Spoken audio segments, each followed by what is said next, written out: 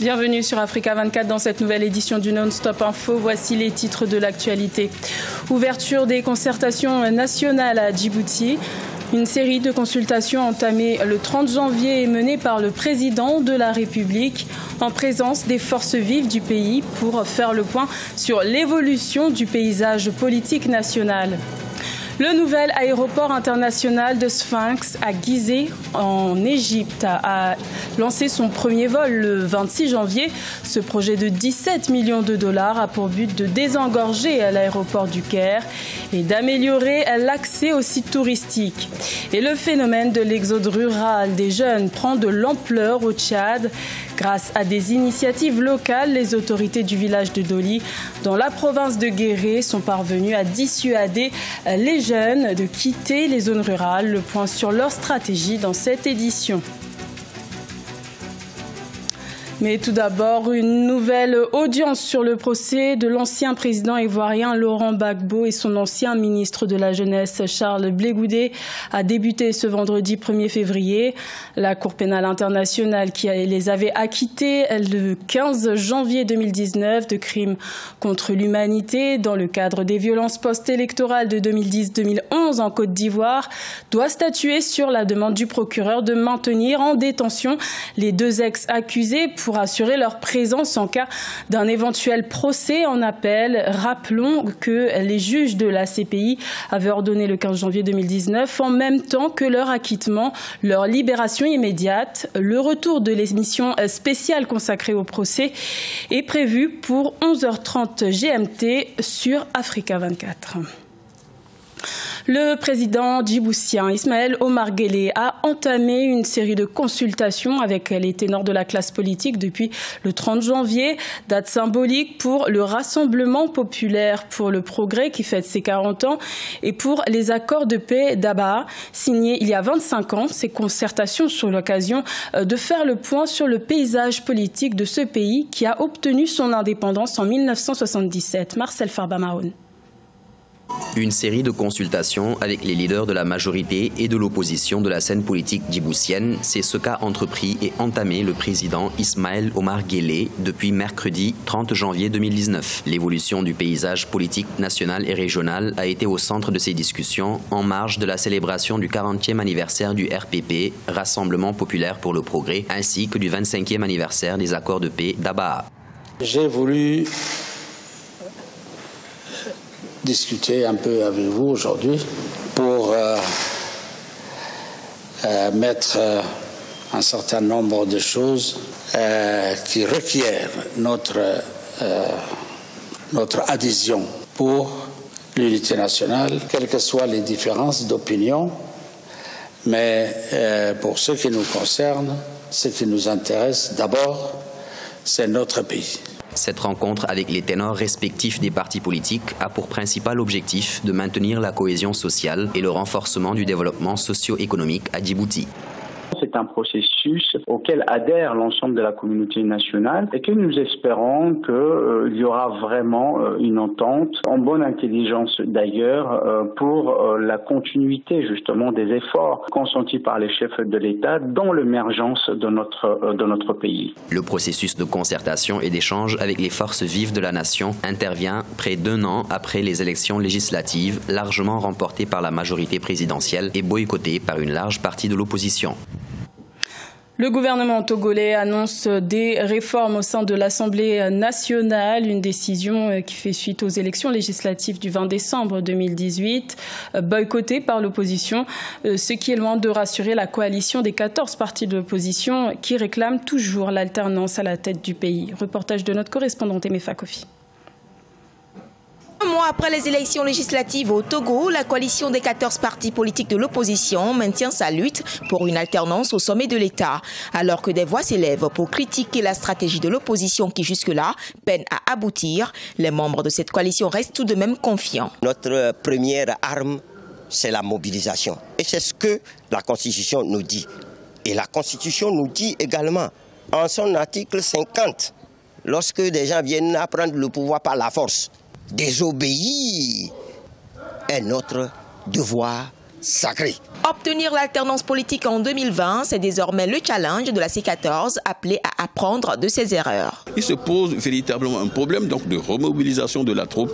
Il faudrait un retravaillement mental de ceux qui sont déçus et les indécis pour que la lutte puisse véritablement prendre. Et aussi, nous faisons également une fixation sur la question de moyens. Pour le gouvernement togolais, la crise politique enclenchée depuis août 2017 est désormais derrière lui. Mais pour nombre d'observateurs, cette crise est bel et bien persistante. Seule une alternance politique pourra véritablement réconcilier les Togolais. Un nouveau parlement est installé. Les réformes institutionnelles et constitutionnelles sont annoncées au sein de la nouvelle Assemblée nationale. Pour la C14, il y a nécessité de se muter en mouvement citoyen, espérant que cette fois, l'objectif d'une alternance au sommet de l'État sera atteint. Également dans l'actualité, le 20e sommet des chefs d'État et de la communauté est-africaine se tient ce vendredi 1er février. Une rencontre que certains observateurs qualifient comme étant celle de la dernière chance dans la résolution de la crise que traverse le Burundi depuis la réélection contestée de Pierre Nkurunziza en 2015, qui a déjà fait plus de 36 000 exilés selon la CPI. Le président burundais, Pierre Nkurunziza, et le président ougandais, aussi président en exercice de l'EAC, ont eu un vif échange par lettre interposée ces derniers jours, ce qui a poussé le Burundi à envoyer un représentant à ces pourparlers.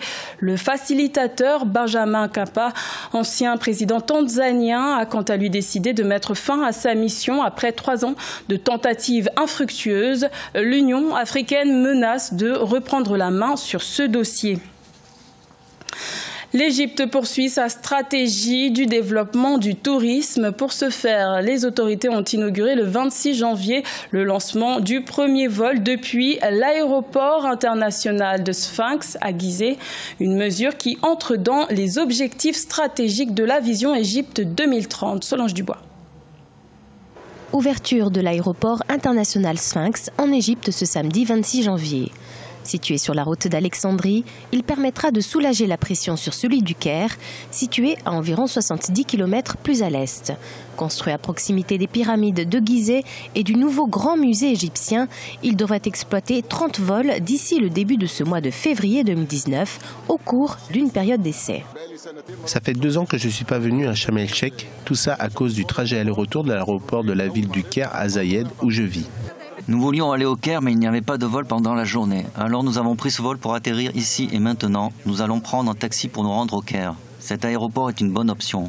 Ce projet de 17 millions de dollars s'inscrit dans le cadre du plan du ministère du Tourisme visant à améliorer l'accessibilité aux sites historiques des zones de villégiature de la mer Rouge, telles que Sharm el-Sheikh et Hurghada. L'aéroport contribuera à dynamiser le tourisme. Les agences de tourisme pourront créer des programmes touristiques autour des pyramides. C'est un excellent début. Dieu merci, le secteur du tourisme est en train de se redresser. Disposant d'une piste de 3650 mètres, l'aéroport international Sphinx avait accueilli son vol inaugural en octobre 2018.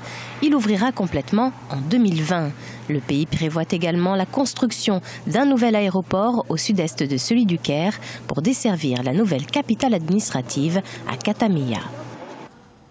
Le Tchad est confronté à un véritable phénomène d'exode rural de sa jeune population qui est en quête d'une vie meilleure. Dans le village de Doli, dans la province de Guéré, les autorités sont parvenues à freiner ce phénomène en instaurant plusieurs initiatives locales. Reportage de notre correspondant Mamat Ramadan, commentaire Nathalie Mo.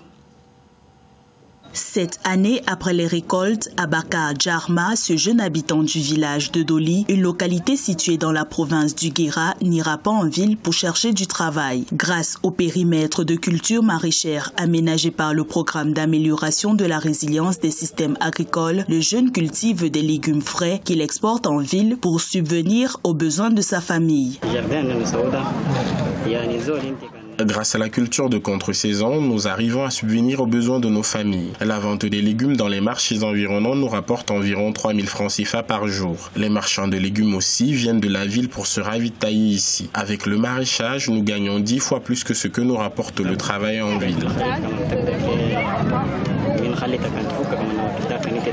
Le village de Doli est souvent cité comme exemple dans la mise en œuvre des programmes de lutte contre l'exode rural des jeunes. Grâce à la production des légumes, les habitants de cette localité ne vendent plus leur sorgho au plus offrant et sont à l'abri de l'insécurité alimentaire. Les jeunes de Doli n'ont pas abandonné le village de leurs ancêtres au profit des grandes villes. Ils ont pris conscience de l'importance du travail de la terre et ont su saisir l'opportunité de travail de maraîchage offerte par le projet. Ils ont compris qu'en travaillant la terre, ils ne s'éloignent pas de leur village et prendront soin des leurs. C'est un exemple à suivre par tous les jeunes tchadiens. Au Tchad, après la saison pluvieuse, des milliers de jeunes émigrent vers les villes pour chercher du travail. Et le plus souvent, ils sont victimes des mauvais traitements de la part de leurs employeurs. Ce journal a été réalisé par l'ensemble de la rédaction. Merci de votre fidélité. L'information continue sur Africa 24.